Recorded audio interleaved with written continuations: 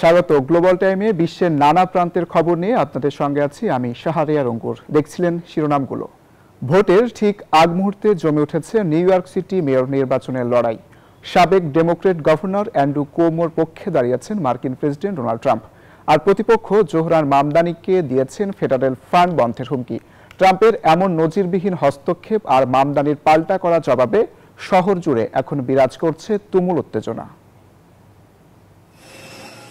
New York city mayor নির্বাচনের ঠিক আগ মুহূর্তে ডেমোক্রেট অ্যান্ড্রু কুওমোকে সমর্থন দিয়ে নতুন আলোচনার জন্ম দিলেন ডোনাল্ড ট্রাম্প। মেয়র প্রার্থী জোহরান মামদানিকে কমিউনিস্ট আখ্যা দিয়ে তাকে পরাজিত করতে ভোটারদের প্রতি আহ্বান জানালেন মার্কিন প্রেসিডেন্ট।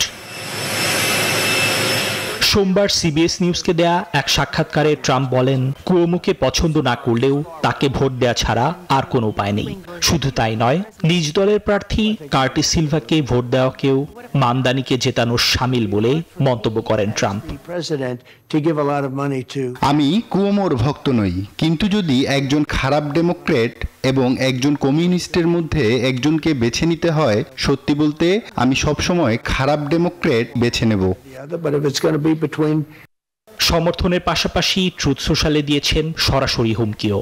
ট্রাম্প পরিষ্কার জানিয়ে দেন, মামদানি মেয়র হলে নিউ ইয়র্কের জন্য কেন্দ্রীয় বরাদ্দ বন্ধ করে দেওয়া হবে। ট্রাম্পের এমন অবস্থানে কড়া জবাব দিয়েছেন জোহরান মামদানি। তার অভিযোগ, ট্রাম্প এমন একজন মেয়র চান যিনি নগরবাসীর বদলে তার স্বার্থ রক্ষা করবেন। আমি এই হুমকিকে হুমকি হিসেবেই দেখছি, আইন হিসেবে নয়। যারা এ ধরনের হুমকি দেয় তাদের বিরুদ্ধে রুখে দাঁড়ানোর সময় এসেছে। আমাদের নিজেদের বুলি বা স্বৈরশাসক হওয়ার দরকার নেই। তুমুল এই উত্তেজনার মধ্যেই মঙ্গলবার অনুষ্ঠিত হবে নিউ ইয়র্ক সিটির মেয়র নির্বাচনের ভোট গ্রহণ, যেখানে জনমত জরিপে এগিয়ে আছেন ডেমোক্রেট প্রার্থী মামদানি। নিবির আমিন, নিউজ 24।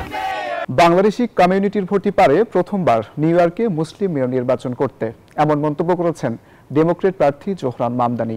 এ লক্ষ্যে বাংলাদেশি আন্টিদের পাশাপাশি আঙ্কেলদেরও সহযোগিতা চান তিনি। এদিকে অভিবাসীদের সুরক্ষা এবং নিউ ইয়র্ক জীবনমান সহজ করতে 34 বছর বয়সী মামদানিকে অকুণ্ঠ সমর্থন জানিয়েছেন বাংলাদেশি ব্যবসায়ীরাও। সাম্প্রতিক ইতিহাসে নিউ ইয়র্ক সিটি নির্বাচন ঘিরে এত উত্তেজনা কখনো দেখা যায়নি, বিশেষ করে অভিবাসী বাংলাদেশিদের মধ্যে। কারণ একটাই, Democratic socialist party Zohran Mamdani, যিনি শহরটিতে প্রথম মুসলিম, সর্বকনিষ্ঠ এবং দক্ষিণ এশীয় মেয়র নির্বাচিত হওয়ার পথে। এমন বার্তা এসেছে সর্বশেষ জরিপেও। এক্ষেত্রে বাংলাদেশি কমিউনিটির ভূমিকা অত্যন্ত গুরুত্বপূর্ণ বলে জানান খোদ Zohran Mamdani. To make history, to elect the first Muslim mayor in New York City's history. Inshallah. Donald Trump new ইয়র্কের আদি বাসিন্দা। স্বাভাবিকভাবেই তিনি কোনোভাবেই চান না তার কট্টর সমালোচক এই শহরের মেয়র নির্বাচিত হোক। তাই তো প্রকাশ্যে মামদানিকে ভয়ঙ্কর আখ্যা দিয়ে তাকে বয়কটের জন্য নিউ ইয়র্কবাসীর প্রতি আহ্বান জানিয়েছেন তিনি। মার্কিন প্রেসিডেন্টের এমন হুমকির পরও মামদানি ইস্যুতে একাত্তা অভিবাসী বাংলাদেশিরা। মামদানি মেয়র হলে তা মার্কিন রাজনীতিতে প্রজন্মগত ও নীতিগত পরিবর্তনের সূচনা করবে বলে মনে করেন নিউ ইয়র্কের বাংলাদেশি ব্যবসায়ীরা। অভিবাসীরা বলছেন, দক্ষিণ এশীয় বংশোদ্ভূত একজন তরুণ মুসলিমের আমেরিকার মূলধারার রাজনীতিতে অংশগ্রহণ বাংলাদেশি কমিউনিটির মানুষের জন্য গর্বের বিষয়। তিনি নির্বাচিত হলে অভিবাসীদের কণ্ঠস্বর আরো জোরালো হবে এবং তাদের সমস্যাগুলো নীতি নির্ধারণী পর্যায়ে গুরুত্ব পাবে বলেও মনে করেন বাংলাদেশিরা। আসমাতুলি, নিউজ 24। স্বপ্নের শহর গড়ার স্বপ্নে বিভোর নিউ ইয়র্কবাসী। নির্বাচন ঘিরে উৎসবের রঙে রঙিন পুরো নগরী। নিজের পছন্দের প্রার্থীকে বেছে নিতে এবার আগাম ভোট দিয়েছেন রেকর্ড সংখ্যক ভোটার। অনেকে আবার পছন্দের প্রার্থীকে জেতাতে ঘরে ঘরে গিয়ে চালাচ্ছেন প্রচারণা। লিফলেট হাতে নিয়ে এক বাড়ি থেকে অন্য বাড়িতে পায়ে হেঁটে প্রচারণা চালাচ্ছেন নিউ ইয়র্কের বাসিন্দা শশাঙ্ক আরকে। পছন্দের প্রার্থীকে এবারের মেয়র নির্বাচনে জেতাতেই তার অক্লান্ত পরিশ্রম। শশাঙ্ক জানান, পছন্দের প্রার্থী জোহরান মামদানিকে নির্বাচনে জেতাতেই প্রথমবারের মতো স্বেচ্ছাসেবক হিসেবে কাজ করছেন তিনি। যখন মামদানির বয়স 30-এরও কম ছিল, তখনই সে ট্যাক্সি শ্রমিকদের পক্ষে অনশন ধর্মঘট করেছে। আমি তখন থেকেই তাকে পছন্দ করি। সে মেয়র পদে প্রতিদ্বন্দ্বিতা ঘোষণা করলো। তখন তার পাশে দাঁড়ানো, তার প্রচারণায় জড়িত হওয়া ছিল শুধু সময়ের অপেক্ষা। ট্রাম্প প্রশাসনের কট্টরনীতির ব্যাপক সমালোচনা করেন শশাঙ্ক। ট্রাম্প প্রশাসন বারবার এমন বক্তব্য করেছে যা অভিবাসী বিরোধী ও বিদেশি বিদ্বেষী।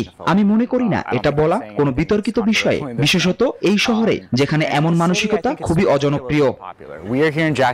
এদিকে উৎসব মুখর পরিবেশে আগাম ভোট দিয়েছেন তরুণরা। আমার কাছে জোহরান তার লক্ষ্য এবং সেগুলি অর্জনের উপায় সম্পর্কে সবচেয়ে স্পষ্ট ছিলেন। অন্যান্য অনেক প্রার্থী, বিশেষ করে কুয়োমোকে আমার কাছে মনে হয়েছে অনেক বেশি অস্পষ্ট। যদিও এই নির্বাচনকে কেবল শহরের নেতৃত্ব নয়, বরং বৃহত্তর রাজনৈতিক দিক নির্দেশনার প্রতীক হিসেবেই দেখছেন বলে জানান শিক্ষার্থীরা। আফরিন মৌ, নিউজ 24। শুধু নিউ ইয়র্কে নয়, যুক্তরাষ্ট্র জুড়ে আরও অন্তত 2টি অঙ্গরাজ্যেও নির্বাচন হবে আজ। বিশ্বের রাজধানী খ্যাত নিউ ইয়র্ক ছাড়াও নিউ জার্সি এবং ভার্জিনিয়া স্টেটে গভর্নর পদে নির্বাচন হবে। এই 2 রাজ্যে ভোট গ্রহণ করা হবে প্রতিনিধি পরিষদ ও উচ্চ পরিষদেও। ভার্জিনিয়ার গভর্নর, লেফটেন্যান্ট গভর্নর এবং অ্যাটর্নি জেনারেল পদের জন্য ভোট হবে। গত প্রেসিডেন্ট নির্বাচনে এই 2 রাজ্যেই ট্রাম্পের হার হয়, তবে 2016 সালের তুলনায় অনেক ভালো ফল করেন তিনি। দ্বিতীয় দফায় ক্ষমতায় এসে এই 2 রাজ্যে ট্রাম্পের জনসমর্থন এখন কোন পর্যায়ে রয়েছে সেটাই এখন দেখার বিষয়।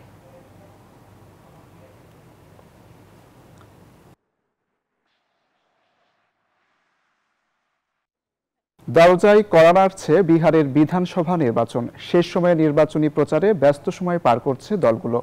ভোটে এবারও মুখ্যমন্ত্রী নীতিশ কুমারের নেতৃত্বে এনডিএ সরকারই জিতবে বলে দাবি করেন কেন্দ্রীয় স্বরাষ্ট্রমন্ত্রী অমিত শাহ। আর বিরোধীদের মহাজোট বন্ধন এবার বিহারের ক্ষমতায় ফিরবে বলে আশা প্রকাশ করেছেন বিহারের সাবেক মুখ্যমন্ত্রী লালু প্রসাদ যাদব। আগামী 22 নভেম্বর শেষ হতে যাচ্ছে বিহারের বিধানসভার বর্তমান সরকারের মেয়াদ। তার আগেই 6 ও 11 নভেম্বর 2 ধাপে ভোট দিয়ে নতুন মুখ্যমন্ত্রীকে বেছে নেবেন বিহারবাসী। রাজ্য জুড়ে 90,712টি কেন্দ্রে ভোট দেবেন ভোটাররা। 2 ধাপে ভোট গ্রহণের পর 14 নভেম্বর নির্বাচনের ফল ঘোষণা করা হবে। শান্তি চুক্তির পরও জীবন সহজ হয়নি গাজাবাসীর। যুদ্ধবিরতি লঙ্ঘন করে হামলা অব্যাহত রেখেছে ইসরায়েলি বাহিনী। এতে একদিনে নিহত আরও 3 জন। এ পরিস্থিতির মধ্যেই আরও 5 বন্দী ও 45 ফিলিস্তিনির মরদেহ হস্তান্তর করেছে দখলদাররা।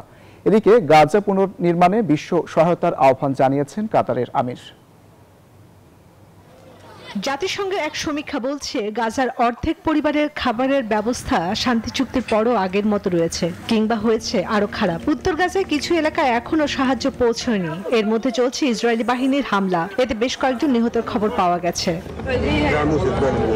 দখলকৃত পূর্ব জেরুজালেমের সিফাত শরণার্থী শিবিরে অভিযান চালিয়েছে ইসরায়েলি সেনারা। একই সময়ে গাজা সিটিতে বিমান হামলা চালানো হয়েছে। কোন রকম অভিযোগ ছাড়াই আটক করা হয়েছে অনেককে, বন্দী করা হয়েছে শিশুদের। এদিকে হামাসের সঙ্গে ভঙ্গুর যুদ্ধবিরতি চুক্তির অংশ হিসেবে ইসরায়েলি বাহিনী আরো 5 ফিলিস্তিনি বন্দীকে মুক্তি দিয়েছে এবং আরো 45 জনের দেহাবশেষ ফিরিয়ে দিয়েছে। এদিকে গাজার শান্তি চুক্তি এনে সহযোগিতার জন্য কাতারের প্রধানমন্ত্রী শেখ মোহাম্মদ বিন আব্দুল রহমানকে ধন্যবাদ জানিয়েছে জাতিসংঘ মহাসচিব অ্যান্টনিও গুতেরেস। দোহা সফরে গাজার পরিস্থিতি এবং দ্বিরাষ্ট্র সমাধানের প্রয়োজনীয়তা নিয়ে আলোচনা করেছেন তিনি। কাতারের আমির আন্তর্জাতিক সম্প্রদায়কে ইসরায়েলের দখলদারিত্ব এবং বর্ণবাদ ব্যবস্থা দ্বারা সৃষ্ট ধ্বংসযজ্ঞ থেকে ফিলিস্তিনিদের পুনর্নির্মাণের সহায়তার আহ্বান জানিয়েছেন।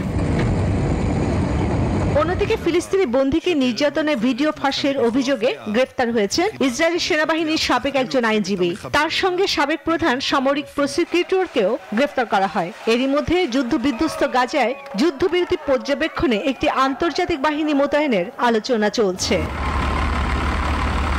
চন্দ্রানী চন্দ্রা, নিউজ 24। এবার অ্যামাজনের সাথে $3,800 কোটি এক বিশাল চুক্তি করেছে চ্যাটজিপিটির নির্মাতা প্রতিষ্ঠান ওপেন এআই। চুক্তিটির আওতায় নিজেদের এআই মডেলগুলোকে আরও শক্তিশালী করতে অ্যামাজনের ক্লাউড কম্পিউটিং সেবা ব্যবহার করবে তারা। এই পদক্ষেপের ফলে অন্যতম প্রধান বিনিয়োগকারী প্রতিষ্ঠান মাইক্রোসফটের ওপর থেকে ওপেন এআই এর নির্ভরতা অনেকটাই কমবে। চুক্তির খবর প্রকাশের সাথে সাথেই অ্যামাজনের শেয়ারের দাম বেড়ে ইতিহাসের সর্বোচ্চ পর্যায়ে পৌঁছেছে, আর এতে কোম্পানিটির বাজার মূল্য বেড়েছে প্রায় $14,000 কোটি।